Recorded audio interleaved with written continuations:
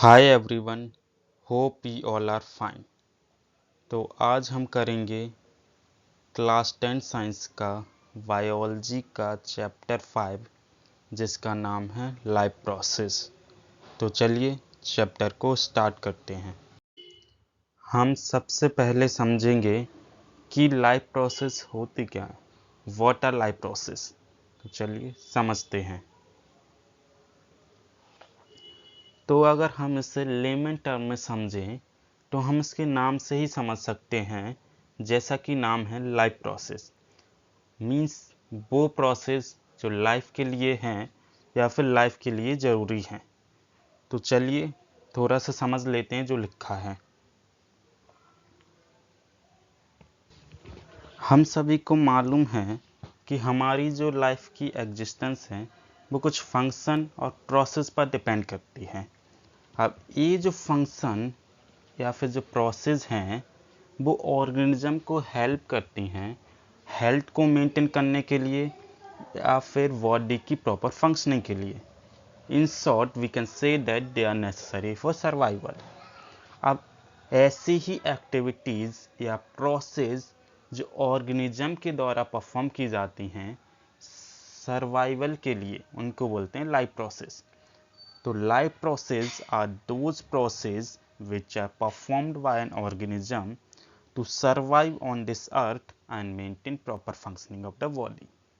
तो किसी भी लिविंग ऑर्गेनिज्म में 4 इम्पॉर्टेंट लाइफ प्रोसेस होती हैं जो कि हैं nutrition, respiration, transportation and excretion. इस वीडियो में हम समझेंगे पहली लाइफ प्रोसेस न्यूट्रिशन के बारे में। बाकी की प्रोसेस हम सेपरेट वीडियोस में कवर करेंगे। तो चलिए समझते हैं न्यूट्रिशन को। जब हम वॉक करते हैं या साइकिल चला रहे होते हैं या फिर कोई भी काम कर रहे होते हैं, हमें एनर्जी की ज़रूरत होती ही है। अगर हमारी बॉडी में एनर्जी नहीं होगी तो हम कोई काम नहीं कर पाएंगे। कर पाएंगे क्या कोई काम? Of course not. हमें एनर्जी तो चाहिए ही है कुछ भी काम करना हो।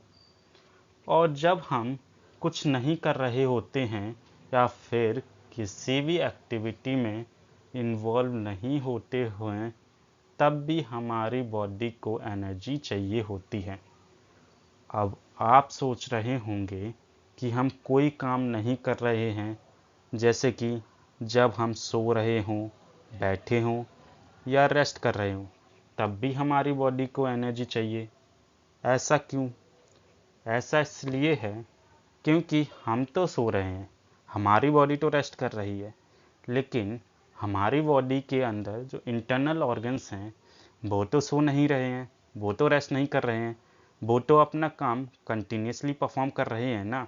वो तो अपना काम स्टॉप नहीं कर सकते। अगर उन्होंने अपना काम स्टॉप कर दिया then you know it would be very dangerous for us. जैसे कि हार्ट है, हार्ट को एनर्जी चाहिए ब्लड को पंप कराने के लिए। हम ब्रीथ करते हैं, किडनी में फिल्ट्रेशन होता है। तो इन सारी एक्टिविटीज़ के लिए हमें एनर्जी की ज़रूरत होती है। अब एनर्जी के साथ साथ हमें कुछ मटेरियल्स की भी नीड होती है ग्रो करने के लिए, प्रोटीन्स को सिंथेसाइज करने के लिए या फिर दूसरे जो एसेंशियल सब्सटेंसेस हैं उन्हें प्रिपेयर करने के लिए। अब ये जो एनर्जी है और जो मटेरियल्स हैं हमें मिलते कहाँ से हैं? तो हमें ये जो मिलते हैं खाना से मिलते हैं, हमें जो कि हम खाना खाते हैं।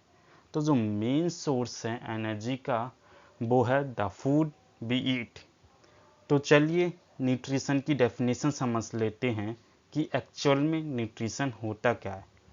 तो nutrition is the process by which an organism obtains nutrients from food and use them to obtain energy and for building and repairing their tissues।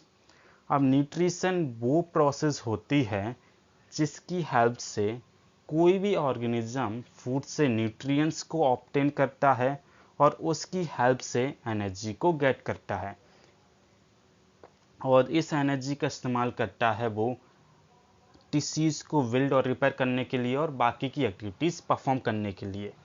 अब यहाँ पे एक टर्म आया है न्यूट्रिएंट्स, तो इसे समझ लेते हैं ये क्या होते हैं। तो nutrients are those substances which are required for proper growth and maintenance of a living body। तो न्यूट्रिएंट्स ऐसे मटेरियल्स, ऐसे सब्सटेंसेस हैं जो कि ज़रूरत होते हैं हमारी बॉडी की प्रॉपर ग्रोथ और मेंटेनेंस के लिए। जैसे कि एग्जांपल्स हम देख लेते हैं, carbohydrates, vitamins, proteins, minerals, fats etcetera. अब ये जो एनर्जी और जो मटेरियल्स की जो रिक्वायरमेंट है वो सभी ऑर्गेनिजम्स में कॉमन होती है, लेकिन ये जो रिक्वायरमेंट है डिफरेंट ऑर्गेनिजम्स में डिफरेंट वेज में फुलफिल होती है। जैसे कि प्लांट जो हैं वो ग्रीन पिगमेंट क्लोरोफिल का यूज़ करते हैं अपना खाना बनाने के लिए with the help of process photosynthesis. जबकि जैसे कि ह्यूमन बींग्स हो गए, एनिमल्स, फंगाई, ये प्लांट्स और अदर ऑर्गेनिजम्स पर डिपेंड करते हैं फूड के लिए। अब इसी बेसिस पर न्यूट्रिशन के दो मोड्स हैं या फिर टू टाइप्स हैं, ऑटोट्रॉपिक एंड हेटरोट्रॉपिक। अब जैसा कि मैंने बोला, there are two modes of nutrition. First one is autotrophic nutrition and second one is heterotrophic nutrition. तो आइए अब इन दोनों न्यूट्रिशन को समझ लेते हैं। सबसे पहले समझेंगे autotrophic nutrition.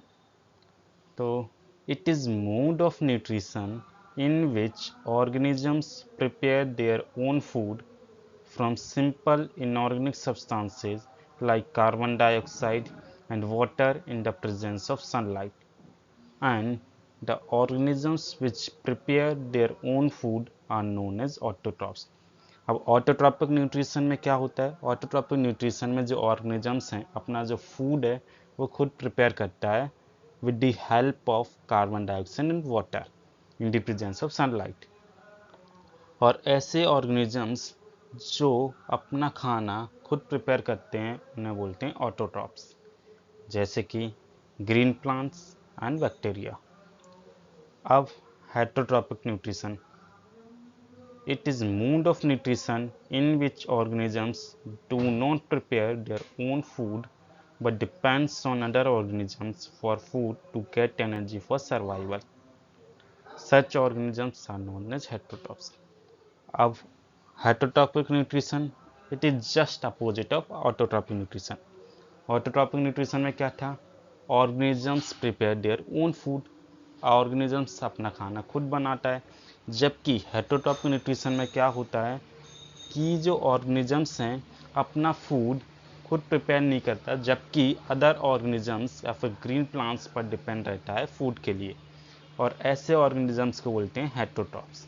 Example human beings, amoeba, fungi etcetera. अब ये जो हेटरोट्रॉपिक न्यूट्रिशन जो होता है वो 3 टाइप्स का होता है। अब हेटरोट्रॉपिक न्यूट्रिशन के जो टाइप्स हैं ये इम्पॉर्टेंट हैं, इससे क्वेश्चन आता है सीबीएसई बोर्ड में।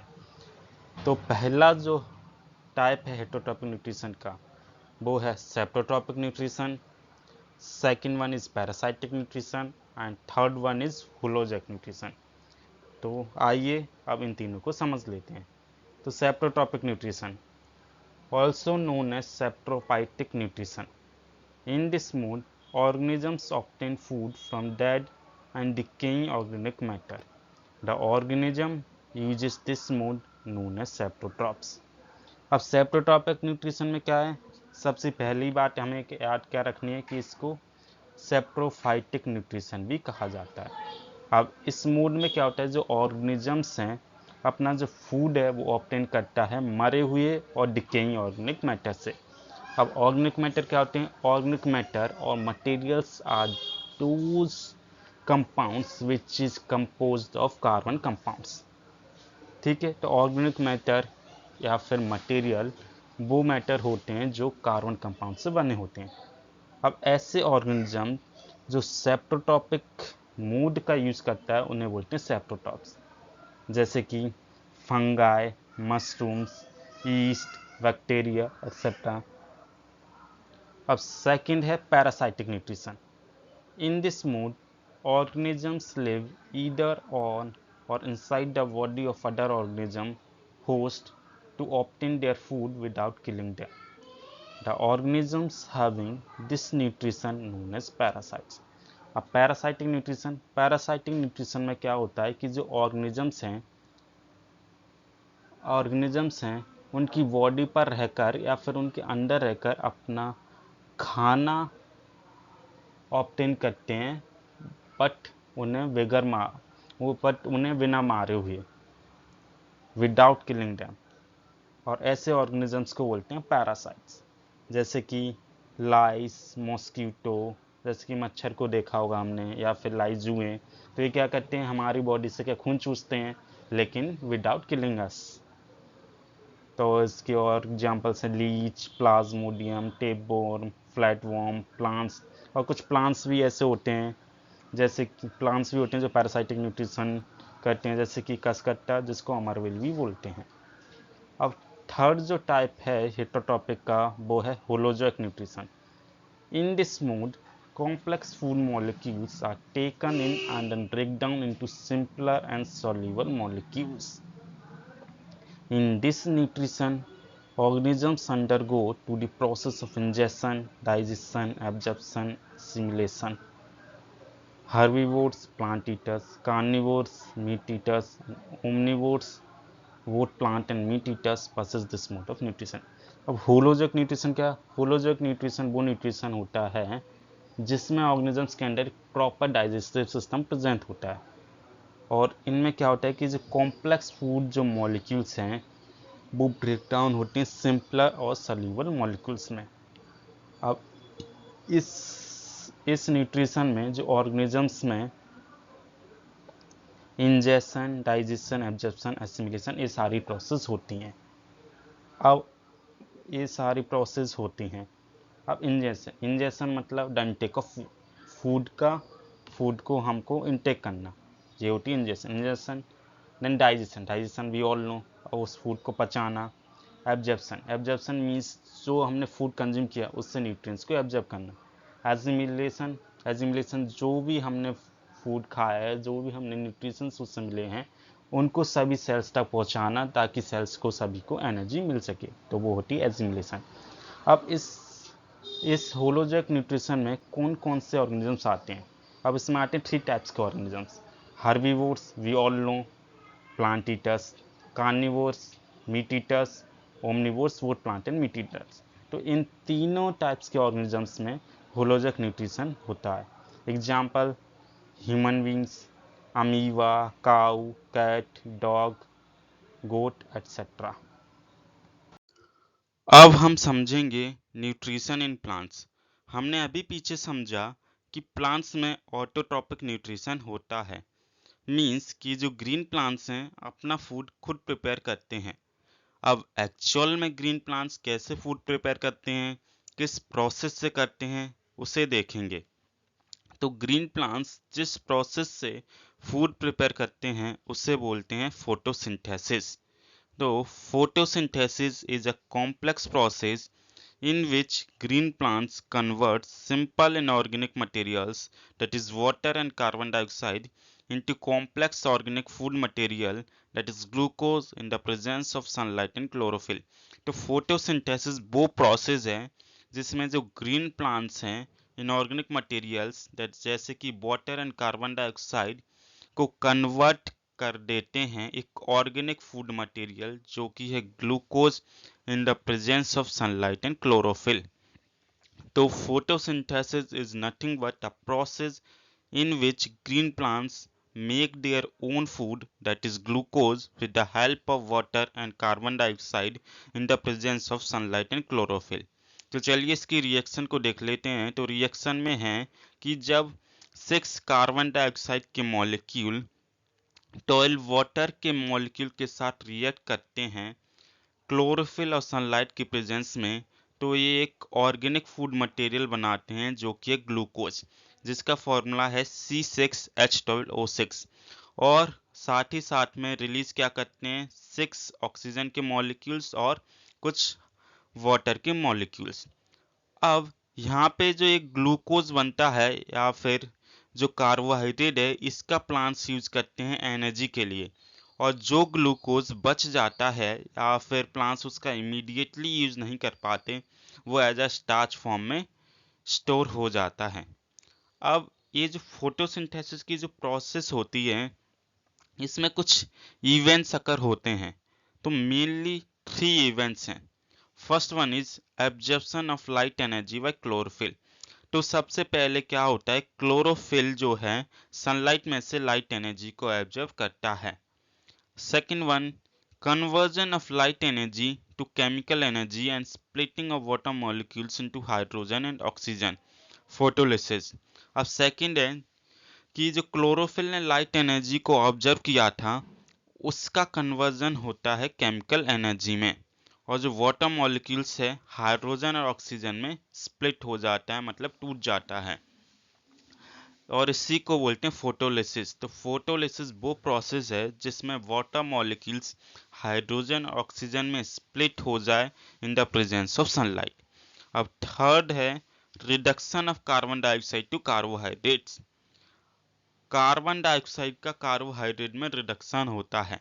रिडक्शन का मतलब है ऑक्सीजन का रिमूव होना, हाइड्रोजन का ऐड होना। तो ये आप केमिस्ट्री के फर्स्ट चैप्टर में समझेंगे। तो जैसा कि हम देख सकते हैं कि यहाँ पे कार्बन डाइऑक्साइड है, तो कार्बन डाइऑक्साइड में यहाँ पे क्या हो गया, हाइड्रोजन की एडिशन हो गई। दैट मीन्स कार्बन डाइऑक्साइड का रिडक्शन हो गया ग्लूकोज में। तो ये था फोटोसिंथेसिस इन प्लांट्स। अब समझते हैं क्लोरोप्लास्ट के बारे में। तो क्लोरोप्लास्ट क्या है? क्लोरोप्लास्ट स्मॉल ऑर्गेनेल्स होते हैं जो ग्रीन प्लांट्स के सेल्स में प्रेजेंट होते हैं। इनमें ग्रीन पिगमेंट प्रेजेंट होता है जो कि होता है क्लोरोफिल, और हमें मालूम है क्लोरोफिल क्या करता है, सनलाइट को एब्जॉर्ब करता है, जो कि फोटोसिंथेसिस के लिए नेसेसरी होती हैं। अब ये जो क्लोरोप्लास्ट जो होते हैं वो फोटोसिंथेसिस की साइट होती है, मतलब जो फोटोसिंथेसिस की जो प्रोसेस है वो इन क्लोरोप्लास्ट ऑर्गेनेल्स में परफॉर्म होती है। तो अब इसे डायग्राम की हेल्प से समझ लेते हैं। ये हमारी लीफ है। अब इस लीफ के जो ये जो पार्ट है जिसको क्रॉस सेक्शन बोलते हैं, अब इस क्रॉस सेक्शन को जब अपन माइक्रोस्कोप की हेल्प से देखेंगे तो ये कुछ ऐसी दिखाई देती है, जिसमें ये जो लेयर है इसको बोलते हैं वेसिक्यूटाइल, और इस रेक्टेंगुलर शेप में जो सेल्स दिख रहे हैं इनको बोलते हैं अपर एपिडर्मिस, और इनके नीचे ये जो होते हैं प्लांट सेल्स, और इन प्लांट सेल्स में प्रेजेंट होता है क्लोरोफिल, जो कि एक छोटे सर्कल की तरह आपको दिख रहे होते हैं। यही होते हैं chloroplast. Raw materials for photosynthesis. तो पहला रॉ मटेरियल है कार्बन डाइऑक्साइड। अब ये कैसे मिलता है, हम सभी जानते हैं ऑर्गेनिज्म जो है एटमॉस्फेयर में से ऑक्सीजन को लेता है और कार्बन डाइऑक्साइड को रिलीज करता है। तो एटमॉस्फेयर में ये जो कार्बन डाइऑक्साइड है ये एटमॉस्फेयर से लीफ में इंटर करती है स्टोमेटा की हेल्प से। अब स्टोमेटा क्या है? Stomata are tiny pores which are present on the surface of leaves. अब स्टोमेटा क्या है? बहुत छोटे छोटे पोर्स होते हैं जो लीव्स की सरफेस में प्रेजेंट रहते हैं। अब सेकंड जो रॉ मटेरियल है वो है वाटर, मतलब पानी। अब पानी कहाँ से मिलेगा? हम सभी को पता है पानी कहाँ से मिलता है। पानी मिलेगा प्लांट्स को मिट्टी में से, मतलब सॉइल से। तो जो सॉइल से जो वाटर है वो रूट्स की हेल्प से एब्जॉर्ब कर लिया जाता है और लीव्स तक जाइलम टिश्यू की हेल्प से पहुंचाया जाता है। अब जो थर्ड जो रॉ मटेरियल है वो है अदर मटेरियल्स, जैसे कि मिनरल्स हो गए, नाइट्रोजन, फास्फोरस, मैग्नीशियम, आयरन। ये भी क्या है, फोटोसिंथेसिस के लिए ज़रूरी होते हैं, और ये भी सॉइल से प्लांट ले लेता है। अब एक छोटा सा टॉपिक है opening and closing of stomata, तो इसे भी समझ लेते हैं। Stomata are tiny pores present on the surface of the leaves. Massive amount of gaseous exchange take place in the leaves through these pores for the purpose of photosynthesis. Stomata क्या है? Stomata tiny pores होते हैं जो leaves की surface पर present होते हैं। इनका मेन काम होता है गैसियस एक्सचेंज का, मतलब गैसेस को एक्सचेंज करना, कार्बन डाइऑक्साइड को लेना और ऑक्सीजन को रिलीज करना। Opening and closing of stomata are an important event in the process of photosynthesis. Along with gaseous exchange, large amount of water loss also occurs through this stomata. अब stomata की जो opening and closing है ये photosynthesis के लिए बहुत necessary होता है। अब गैसियस एक्सचेंज के साथ साथ स्टोमेटा में से एक हाई अमाउंट में वाटर भी लॉस होता है। Opening and closing of stomata depend on the water content in the guard cells and are caused by the change in turgidity of guard cells. अब स्टोमेटा की जो ओपनिंग एंड क्लोजिंग है means stomata का खुलना या फिर बंद होना ये गार्ड सेल्स में वाटर कंटेंट पर डिपेंड करता है। और ये जो ओपनिंग एंड क्लोजिंग है स्टोमेटा की वो गार्ड सेल्स की टर्जिडिटी में चेंज होने की वजह से होता है। अब आप सोच रहे होंगे कि ये टर्जिडिटी क्या भला है? Turgidity is nothing but it is a cellular phenomenon of cell swelling because of the absorption of high fluid content। तो टर्जिडिटी कुछ भी नहीं है। टर्जिडिटी एक सेलुलर फेनोमेना है जिसमें जो सेल है स्वेल कर जाता है, मतलब फूल जाता है हाई वाटर कंटेंट को एब्जॉर्ब करने की वजह से। Guard cells are bean-shaped cells that frame the stomatal openings and contain chloroplast and have cell walls। अब गार्ड सेल्स क्या हैं? गार्ड सेल्स बीन शेप्ड के से सेल्स होते हैं जिसमें क्लोरोप्लास्ट होता है और उनकी सेल वॉल भी होती है। So when plant need carbon dioxide for photosynthesis, it causes the stomatal pore to open and plants close stomata when they do not need carbon dioxide and want to conserve water। तो जब plants को carbon dioxide की need होती है photosynthesis के लिए तो वो स्टोमेटल पोर को खोल देता है, और जब उसे कार्बन डाइऑक्साइड नहीं चाहिए होती है और पानी को कंजर्व करना होता है तब वो स्टोमेटा को बंद कर देता है। When gas cells are turgid, stomatal pore are open, and when gas cells loses water strings, the stomatal pore close। जब गास सेल्स टर्जिड होते हैं मीन्स जब गास सेल्स में पानी आ जाता है, पानी एब्जॉर्ब कर लेते हैं तो स्टोमेटल पोर खुल जाता है, और जब गास सेल्स पानी लॉस कर देते हैं मतलब श्रिंक हो जाते हैं तो स्टोमेटल पोर क्लोज होता है। जैसे कि ये फिगर में देखते हैं, ये जो बीन शेप्ड के जो सेल्स हैं ये हैं गार्ड सेल्स। ये जो मिडिल में जो सेंटर पोर्शन है ये स्टोमेटल पोर, और ये जो ग्रीन ग्रीन डॉट दिख रहे होंगे ये है क्लोरोप्लास्ट। तो ये है ओपन स्टोमेटा, ये है close stomata. Open stomata means अभी गार्ड सेल्स में पानी है तो वो सॉइल हो गए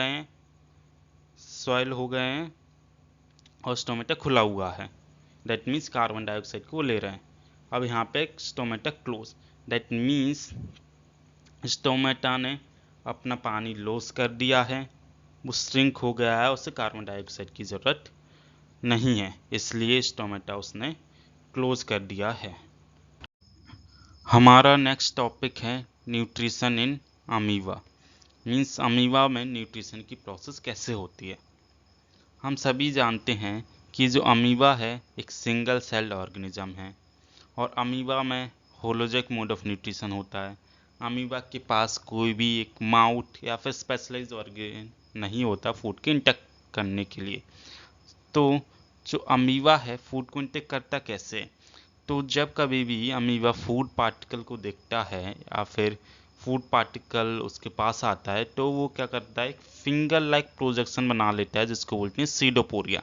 सीडो का मीन्स होता है फॉल्स, पोरिया का मतलब होता है पैर, तो सीडोपोरिया मतलब फॉल्स पैर, तो वो फॉल्स पैरों का इस्तेमाल करता है। तो ये जो सीडोपोरिया हैं फूड पार्टिकल के ऊपर फ्रीज हो जाते हैं और एक फूड वैक्यूल फॉर्म कर लेते हैं। अब इस फूड वैक्यूल के अंदर जो कॉम्प्लेक्स फूड मॉलिक्यूल्स हैं वो ब्रेक डाउन हो जाते हैं स्मॉलर मॉलिक्यूल्स में जिसको बोलते हैं डाइजेशन। देन अब ये जो स्मॉलर मॉलिक्यूल्स हैं, जो न्यूट्रिएंट्स हैं, वो साइटोप्लाज्म के द्वारा एब्जॉर्ब कर लिए जाते हैं, जिसको बोलते हैं एब्जॉर्प्शन। और जो रिमेनिंग अनडाइजेस्टेड फूड मटेरियल होता है या फिर जो वेस्ट मटेरियल बचता है, वो सेल मेम्ब्रेन की हेल्प से एलिमिनेट कर दिया जाता है, जिसको बोलते हैं इजेशन। तो चलिए इसे डायग्राम की हेल्प से समझ लेते हैं। ये हमारा अमीबा है, ये फूड पार्टिकल, ये न्यूक्लियस है, और ये फिंगर लाइक प्रोजेक्शन है सीडोपोरिया। तो सबसे पहली जो प्रोसेस होती है वो होती है इंजेशन। इंजेशन मीन्स फूड का इनटेक करना।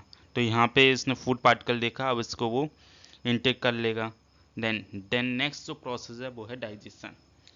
अब यहाँ पे जैसे ही फूड पार्टिकल उसने इनटेक किया, एक वैक्यूल बना लिया। अब वैक्यूल बना लिया तो यहाँ से क्या हुई, एंजाइम्स की एंट्री हुई इस वैक्यूल में।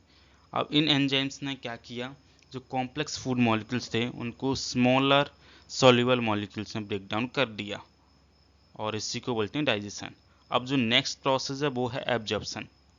अब जब वो complex food molecules smaller molecules में कन्वर्ट हो गए, तो उनसे क्या कर लिए, न्यूट्रिएंट्स को एब्जॉर्ब कर लिया, न्यूट्रिएंट्स का एब्जॉर्प्शन हो गया, जिसको बोलते हैं एब्जॉर्प्शन। अब ये जो न्यूट्रिएंट्स एब्जॉर्ब मिले हैं, अब इससे अमीबा को एनर्जी मिल गई। एनर्जी मिल गई तो अमीबा का साइज क्या हो गया, ग्रो हो गया। इस प्रोसेस को बोलते हैं एसिमिलेशन।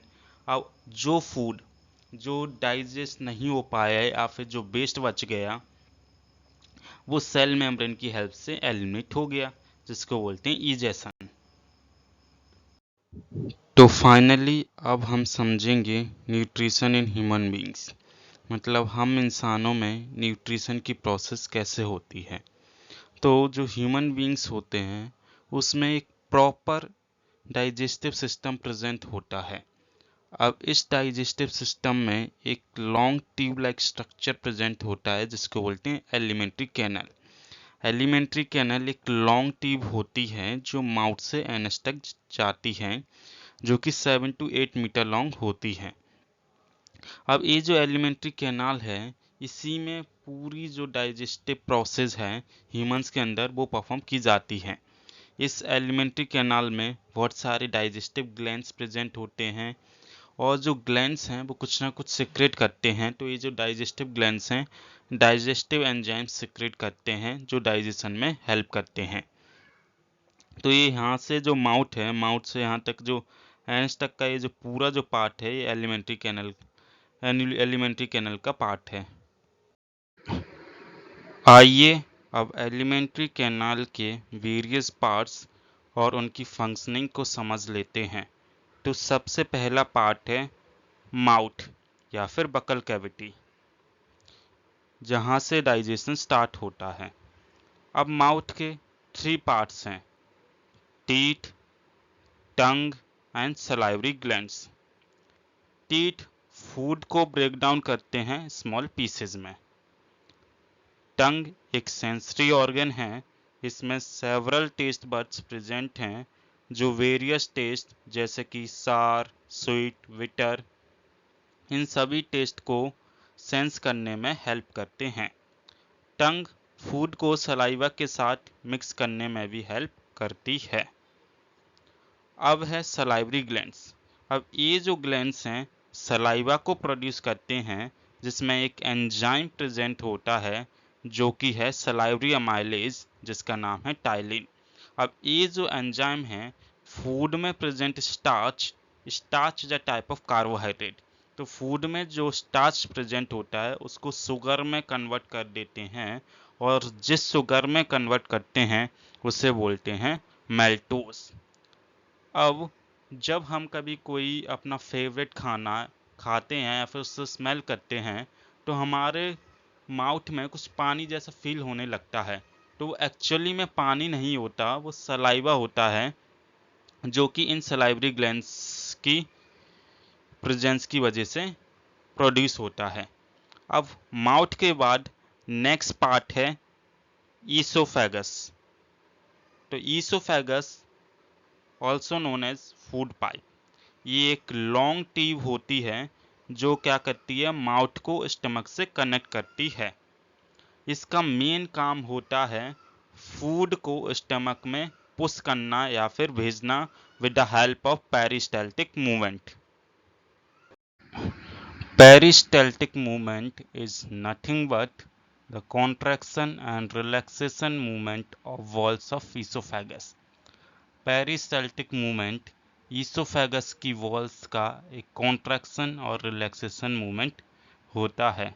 जैसा कि ये हमारा esophagus है, इसमें ये फूड पार्टिकल है, तो यहाँ पे ये जो वॉल्स हैं, यहाँ पे इनका कॉन्ट्रैक्शन हो रहा है और यहाँ पे जो वॉल्स हैं उनका रिलैक्सेशन होता है। तो यही है पेरिस्टाल्टिक मूवमेंट, जो कि ईसोफेगस में फूड को फॉरवर्ड डायरेक्शन में पुश करने के लिए हेल्प करता है। अब ईसोफेगस से फूड की एंट्री हो जाती है स्टमक में। अब स्टमक एक जे शेप का लार्ज ऑर्गन है। स्टमक की वॉल्स में प्रेजेंट हैं गैस्ट्रिक ग्लैंड्स। अब ये जो gastric glands gastric juice secrete करते हैं, जिसमें HCl यानी हाइड्रोक्लोरिक एसिड, पेप्सिन एंजाइम और म्यूकस प्रेजेंट होता है। अब आइए इन तीनों के काम समझ लेते हैं।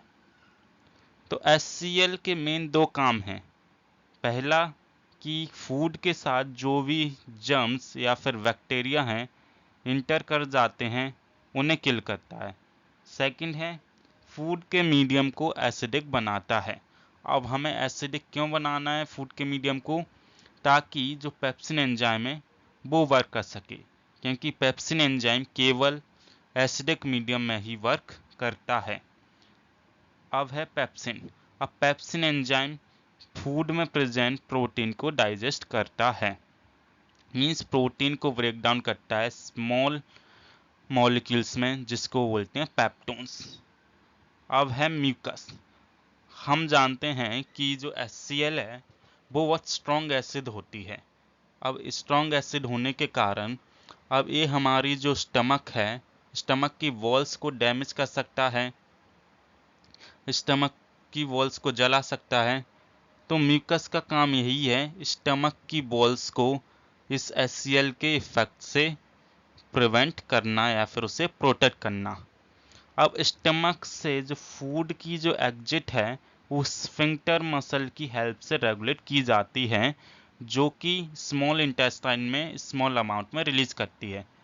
अब स्टमक से फूड की एंट्री हो जाती है स्मॉल इंटेस्टाइन में। स्मॉल इंटेस्टाइन लॉन्गेस्ट पार्ट होता है एलिमेंट्री कैनाल का। अब ये स्मॉल इंटेस्टाइन की जो लेंथ है वो वेरियस एनिमल्स में डिफर करती है डिपेंडिंग ऑन द फूड दे ईट। जैसे कि जो हर्बीवोर्स हैं उनमें इस लॉन्गर स्मॉल इंटेस्टाइन होती है because they eat grass and grass contain cellulose which is difficult to digest. जबकि जो कार्निवोर्स हैं उनमें शॉर्टर स्मॉल इंटेस्टाइन होती है, क्योंकि जो मीट है वो इजीली डाइजेस्ट हो जाता है। अब जो स्मॉल इंटेस्टाइन है इसमें जो डाइजेशन है हमारी वो कंप्लीट हो जाती है। और ये स्मॉल इंटेस्टाइन है ये 2 ग्लैंड्स की सिक्रीशंस को रिसीव करता है। पहला है लिवर एंड दूसरा है पेंक्रियास। अब लिवर क्या है? बॉडी का लार्जेस्ट ग्लैंड है। ये सिक्रेट करता है bile juice and bile salt. While juice क्या करता है? फूड के मीडियम को अल्कलाइन यानी बेसिक बना देता है, ताकि जो पैंक्रिएटिक एंजाइम है वो एक्ट कर सके, because pancreatic enzymes only work in alkaline medium. और जो वाइल सॉल्ट जो होता है लार्ज फैट मॉलिक्यूल्स हैं उनको कन्वर्ट कर देता है स्मॉलर ग्लोब्यूल्स को, और इसी कन्वर्जन को बोलते हैं या फिर इसी प्रोसेस को बोलते हैं एमल्सिफिकेशन। नेक्स्ट है गॉल ब्लैडर। गॉल ब्लैडर बस कुछ नहीं करता है, while juice and while salt को स्टोर करता है। पैंक्रियास पैंक्रिएटिक जूस को सिक्रेट करता है, जिसमें 3 एंजाइम्स प्रेजेंट होते हैं। First one is trypsin, second one is lipase and third one is pancreatic amylase. तो ट्रिप्सिन क्या करता है, ट्रिप्सिन प्रोटीन्स को कन्वर्ट करता है अमीनो एसिड में। लाइपेज इमल्सिफाइड को कन्वर्ट करता है फैटी एसिड और ग्लाइसरॉल में। पैंक्रियाटिक अमाइलेज कार्बोहाइड्रेट को ब्रेक डाउन करता है शुगर में। अब स्मॉल इंटेस्टाइन में पैंक्रियास और लिवर के अलावा स्मॉल इंटेस्टाइन की जो वॉल्स हैं उसमें न्यूमरस ग्लैंड्स प्रेजेंट हैं जो कि इंटेस्टिनल जूस को सिक्रेट करते हैं, जिसमें वेरियस एंजाइम्स जैसे कि प्रोटियोलिटिक, अमाइलोलिटिक एंड लाइपोलिटिक प्रेजेंट हैं जो डाइजेशन को कंप्लीट करते हैं। अब यहाँ पे हमारी जो डाइजेशन है वो कंप्लीट हो चुकी है। अब ये जो डाइजेस्टेड फूड है हर एक सेल तक कैसे पहुँचता है, तो वो पहुँचता है विलाई की हेल्प से। तो विलाई एक्चुअली में है क्या, तो जो स्मॉल इंटेस्टाइन की जो इनर लाइनिंग है, तो स्मॉल इंटेस्टाइन की जो इनर लाइनिंग में इसमें numerous finger like projections present होते हैं। यही फिंगर लाइक प्रोजेक्शंस विलाई कहलाते हैं। अब विलाई का मेन काम है कि जो डाइजेस्टेड फूड है उनके एब्जॉर्प्शन के लिए सरफेस एरिया को इंक्रीज करना। अब विलाई में ब्लड वेसल्स भी प्रेजेंट होती हैं, तो जैसे ही विलाई डाइजेस्टेड फूड को एब्जॉर्ब कर लेती हैं तो वो सप्लाई कर देती हैं ब्लड वेसल्स को, और ब्लड वेसल्स में की हेल्प से ब्लड वेसल्स में और ब्लड के थ्रू जो डाइजेस्टेड फूड है वो बॉडी के हर एक सेल तक पहुंचाया जाता है, जहां पे सेल उसका यूज करते हैं एनर्जी को ऑब्टेन करने के लिए। अब ये जो विलाई है बहुत इंपॉर्टेंट है सीबीएसई बोर्ड एग्जामिनेशन के लिए। अब जो हम फूड खाते हैं उसका हम पूरा डाइजेशन नहीं कर पाते, तो जो अनडाइजेस्टेड फूड या फिर जो अनएब्जॉर्ब फूड होता है वो लार्ज इंटेस्टाइन में इंटर कर जाता है, जहाँ पे जो लार्ज इंटेस्टाइन की जो वॉल्स हैं वो लार्ज अमाउंट में वाटर को एब्जॉर्ब कर लेती हैं, और जो रेस्ट ऑफ द मटेरियल या फिर जो वेस्ट मटेरियल बचता है वो बॉडी के बाहर एलिमिनेट कर दिया जाता है एनएस की हेल्प से। अब ये जो वेस्ट मटेरियल की जो एग्जिट होती है ये एनल स्फिंक्टर के द्वारा रेगुलेट की जाती है। तो यहाँ पे हमारा ह्यूमन बींग्स में न्यूट्रिशन कंप्लीट होता है। तो चलिए एक बार इसे डायग्राम की हेल्प से भी समझ लेते हैं। ये है हमारा माउथ। सबसे पहले फूड आया माउथ में, यहाँ पे टीथ ने फूड को ब्रेक डाउन कर दिया स्मॉल पीसेज में, टंग ने सलाइवा को मिक्स किया फूड के साथ, और सलाइवरी ग्लैंड्स ने प्रोड्यूस किया सलाइवा, जिसमें प्रेजेंट सलाइवरी अमाइलेज एंजाइम ने फूड में प्रेजेंट स्टार्च को ब्रेक डाउन किया शुगर में, जो किया मेल्टोज। अब माउथ में से फूड ईसोफेगस में पेरिस्टाल्टिक मूवमेंट की हेल्प से इंटर कर जाता है स्टमक में। स्टमक में प्रेजेंट होते हैं गैस्ट्रिक ग्लैंड्स जो कि सिक्रेट करते हैं गैस्ट्रिक जूस, जिसका काम होता है जो भी फूड के साथ कोई भी जो बैक्टीरिया या फिर जो जर्म्स हैं वो इंटर कर जाते हैं उन्हें किल करना और प्रोटीन को डाइजेस्ट करना। देन स्टमक के बाद फूड की एंट्री हो जाती है स्मॉल इंटेस्टाइन में। अब यहाँ पे जो स्मॉल जो इंटेस्टाइन है इसमें लिवर और पैंक्रियास ये दो ग्लैंड्स की सिक्रीशंस को रिसीव करता है। लिवर की हेल्प से फैट का ब्रेकडाउन होता है, फैट डाइजेस्ट होता है। अब लिवर में ही प्रेजेंट होता है एक गॉल ब्लैडर जैसे दिख रहा होता है। अब गॉल ब्लैडर क्या करता है, bile juice and bile salt को स्टोर करता है। अब जो स्मॉल इंटेस्टाइन है इसमें पैंक्रियास की सिक्रीशंस भी रिसीव करता है। पैंक्रियास सिक्रेट करता है पैंक्रियाटिक जूस को, जो कि जो प्रोटीन, कार्बोहाइड्रेट्स और जो फैट्स को फर्दर डाइजेस्ट कर देता है। अब यहाँ पे जो स्मॉल इंटेस्टाइन में डाइजेशन हमारी हो गई है कंप्लीट। अब ये बिलाई की हेल्प से डाइजेस्टेड फूड एब्जॉर्ब कर लिया जाता है और हर एक सेल तक पहुंचाया जाता है। अब यहाँ पे जो अनएब्जॉर्ब फूड या फिर जो अनडाइजेस्टेड फूड बचता है वो यहाँ पे लार्ज इंटेस्टाइन में आ जाता है, जहाँ पे इसकी जो वॉल्स हैं वो लार्ज अमाउंट में वाटर को एब्जॉर्ब कर लेती हैं, और जो कुछ भी जो वेस्ट मटेरियल बचता है वो एनएस के थ्रू बॉडी से एलिमिनेट हो जाता है। That's it nutrition. तो ये था हमारा न्यूट्रिशन इन ह्यूमन बींग्स। अभी हमने समझा न्यूट्रिशन इन ह्यूमन बींग्स। तो ये जो न्यूट्रिशन की प्रोसेस होती है ह्यूमन बींग्स के अंदर, ये मेनली 5 स्टेप्स में कंप्लीट होती है। तो पहली जो प्रोसेस है वो है ingestion. The process of intake of food by mouth is known as ingestion. Ingestion food को माउथ में इनटेक करने की प्रोसेस है। Second process is digestion. The process of breaking down large nutrient molecules into smaller molecules with the help of enzymes is known as digestion. Digestion वो process है जिसमें large nutrient molecules smaller molecules में break down हो जाते हैं with help of certain enzymes. Third process is absorption. It is that process in which digested food is passed from the alimentary canal into the blood. Absorption वो process है जिसमें digested food है blood में पास हो जाता है। Fourth one is assimilation. The process of distribution of digested food to various cells of the body is known as assimilation. Assimilation वो process है जिसमें जो डाइजेस्टेड फूड है बॉडी के हर एक सेल तक डिस्ट्रीब्यूट हो जाता है so that cells can obtain energy. And the last process is known as egestion. The elimination of undigested food in the large intestine through anus is called egestion. Egestion वो process है जिसमें जो undigested food या फिर जो waste material होता है large intestine में वो एनस के थ्रू बॉडी से एलिमिनेट हो जाता है। तो यहाँ पे हमारी जो पहली लाइफ प्रोसेस है न्यूट्रिशन वो कंप्लीट होती है। चलिए अब कुछ क्वेश्चन की प्रैक्टिस कर लेते हैं। तो पहला क्वेश्चन है how the small intestine is design to absorb digested food.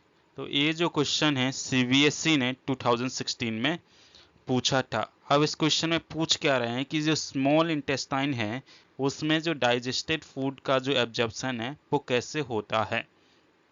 तो जब मैंने स्मॉल इंटेस्टाइन समझाया था तो मैंने वहाँ पे कराया था कि जो स्मॉल इंटेस्टाइन में numerous finger like projection विलाय present होते हैं। यही जो विलाय हैं वो डाइजेस्टेड फूड के एब्जॉर्प्शन के लिए रिस्पॉन्सिबल हैं। तो ये विलाय क्या करते हैं डाइजेस्टेड फूड के एब्जॉर्प्शन के लिए सरफेस एरिया को इंक्रीज करते हैं। तो इसका आंसर यही है। अब सेकंड क्वेश्चन है what is the final product of photosynthesis. Photosynthesis में फाइनली क्या बनता है। तो हम सभी को मालूम है फोटोसिंथेसिस में प्लांट्स क्या बनाते हैं कार्बोहाइड्रेट या फिर स्टार्च। तो इसका आंसर है सी दैट इज स्टार्च।